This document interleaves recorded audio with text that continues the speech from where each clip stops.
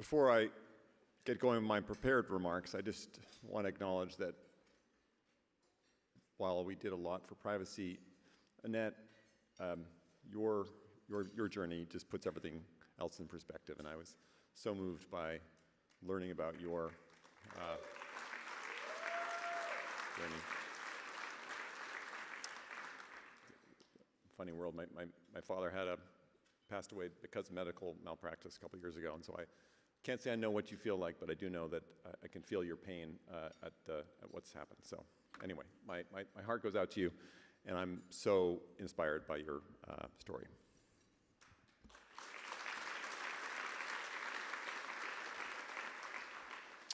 So privacy. So as it turns out, I think privacy is the wrong word for privacy. Now, the framers were smarter. They didn't bother with a small word. They painted a picture. The right of the people to be secure in their persons, houses, papers, and effects against unreasonable searches and seizures shall not be violated. Safe in your own home with your own thoughts and opinions kept to yourself. And it becomes obvious when you think about it why this deserved its own amendment. Because if government can monitor everyone all the time, Madison knew that they'd discover a commonality in all humanity, that we all have parts of our lives that we'd prefer to keep private. Obtain that information, and you obtain power. And thus the study of privacy is actually the study of power, which, if misused, can quickly destroy any democracy. And more, today it's the study of how giant companies compete, of how much power we the people will end up with. It's shorthand for what kind of society we plan to create. And if that society is one where we permit constant commercial surveillance with no rights about what happens to that data, does it really matter if the data gatherers are businesses and not the government? Many of these businesses are themselves practically governments. Mr. Zuckerberg has more power than all but a handful of humans who walk this planet. So if he knows everything about you, it's arguably more alarming and more powerful than if our government does, since he's one of those world leaders who rule without ever having to face a voter. Like the other princes and princesses of Silicon Valley, he's become a billionaire by selling access to your most intimate data, all while suggesting there's nothing to see here. So let's get granular. Do you know what a geofence is? It's a virtual line advertisers can draw around any building or space in the world to tag and catalog every smartphone that crosses that line. So what does it mean if a company knows that you've had an abortion? In 2017, the Massachusetts Attorney General settled with a company that was putting geofences around reproductive health centers, targeting women at one of the most vulnerable times of their lives, showing them right-to-life live chat offers while they sat in waiting rooms across the country. Now think of how much power you acquire by identifying everyone who's had an abortion in this country without their even knowing it. We live in an era of constant, total commercial surveillance. You need a cell phone just to survive in today's world, and yet your phone tracks you more thoroughly than any ankle monitor, since your phone knows your thoughts and your interests. Your car knows how much you weigh, how often you speed, when you eat at a fast food restaurant, and how long you stay at the gym.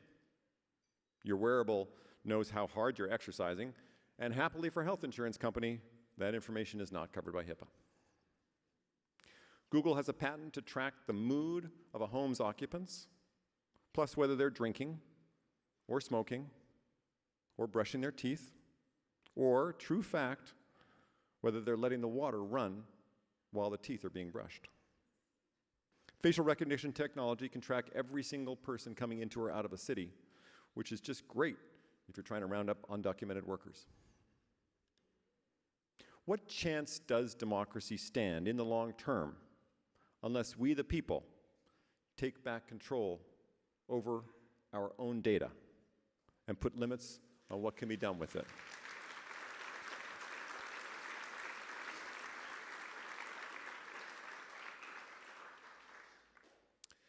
CCPA will give 40 million people the right to know what information has been collected about them, and the right to have that information not be sold, to be kept safe, and to be deleted on demand. And yet, at this very moment, next Monday, we're in a battle in Sacramento to defend the law against the forces of darkness.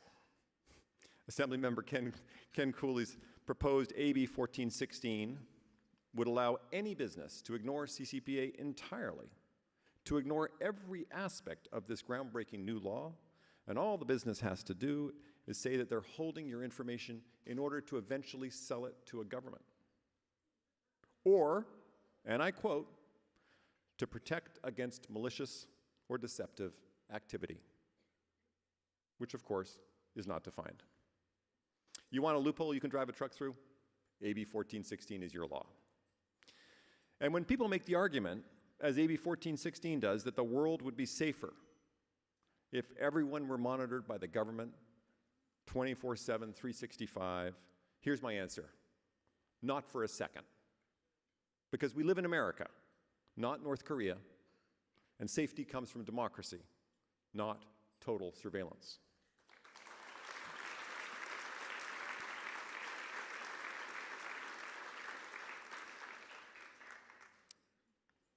So it's appropriate that I'm here, that the name of this group is Consumer Watchdog.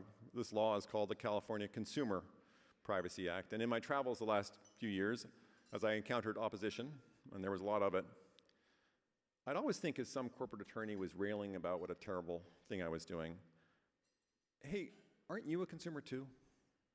What about your kids? Because, of course, we're all consumers. And this group watches out for all of us, whether trying to stop sex trafficking websites, or promoting cleaner air or water, or supporting privacy rights. I'm grateful to Consumer Watchdog for a number of reasons. First, Harvey showed what was possible, what citizens can do if they're motivated enough.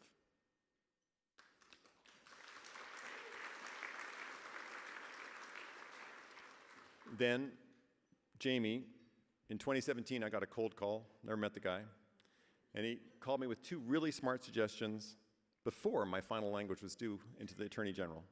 Two fatal flaws averted in one phone call. That got my attention.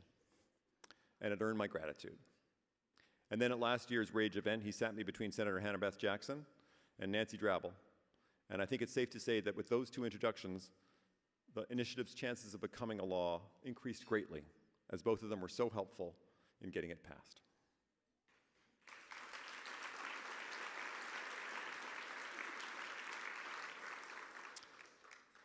And on the subject of gratitude, in closing, I've got to mention a few other people. James Harrison, my fabulous attorney at Remcho Johansson in Oakland. My friend Rick Arney, who's not here tonight, but who started this journey with me. Ashkan Sultani, who is here tonight. He's the former chief technologist at the FTC, and he's been my partner for the last year and a half. He's provided me invaluable technical and strategic assistance. Thank you, Ashkan.